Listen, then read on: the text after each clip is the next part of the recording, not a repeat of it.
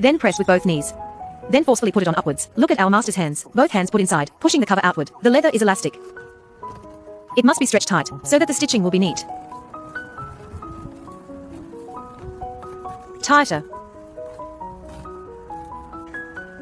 After putting it on, repeatedly adjust the position. Squeeze with hands. Rotate to adjust the position. Lock the position. Look at our master's technique. Adjust it by squeezing with your hand. Our first step is very crucial for the position.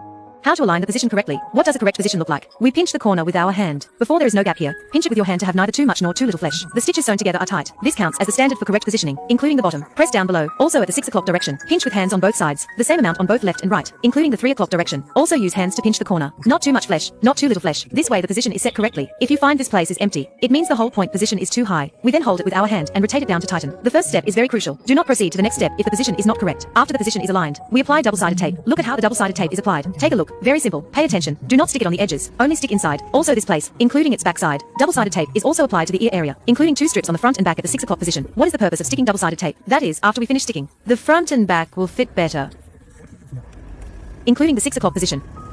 Now start stuffing the edges. We first tuck at the 6 o'clock position. Pay attention. For tucking the edges, fold the leather over. Tuck the back of the leather inward. Audi cars are actually quite easy to stuff. Let's take a look. You are always touching the back side of the leather, so the front side is very good.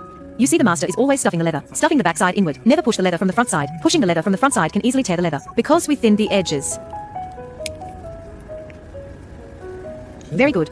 Now start stuffing the places for the left and right buttons.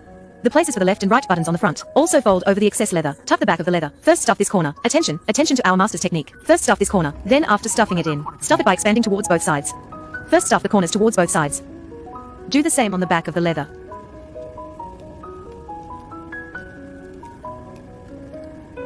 Keep pushing against the back while stuffing. Do not push the leather from the front, because the edges of our leather are thinned. They are thinned down. The part with the line at the back should be aligned with the back. Then use a shovel on the front to slowly stuff it in. Use the small end. Stuff it little by little. Don't rush. Stuff the leather on the back under the button as well. Stuff it into this gap. This is important. Details. Take a look at how it looks after we stuff it. Let's take a look. Most of this ear is stuffed into the gap, leaving only half outside, finally sewn together with the back. The entire back is stuffed in, including below this button. Below the button, it is also stuffed in. Stuffed into this gap. Look, this is very clear. Now start the needle stitching. We are used to starting the needle from the middle of the 2 width edges and moving towards both sides. For example, we sew this distance. We leave a line that is 4 times this distance in length. Like our master measures the line. Measure 4 times, leave a little more, to avoid running out, then cut it off. We use the line just cut to thread through once. Thread through the very middle. Divide it into 2 threads. Use these 2 lines to sew from the middle to both sides.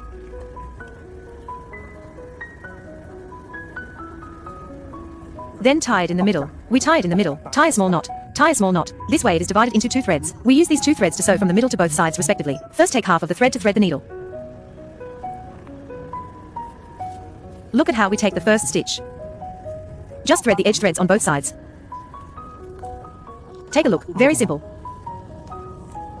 One hand threads the needle and thread. Pull the thread with one hand. Apply force evenly, so the sewing looks good. No gaps between stitches. So stitch by stitch closely. Just keep repeating this action. There is nothing difficult about this. Just keep repeating the action like this.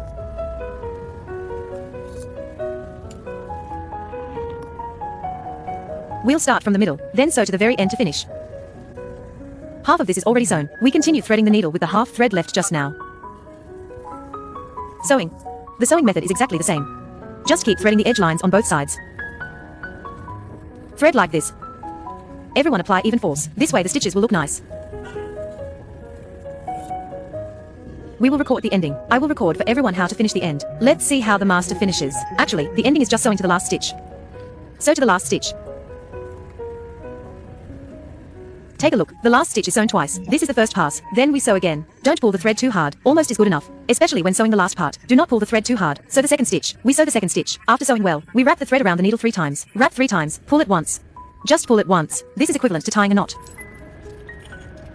We find a pair of scissors, or use this nail clipper, to cut it off. After cutting it off, use the small spatula for edging to tuck the thread end into the gap. That's all. Very perfect.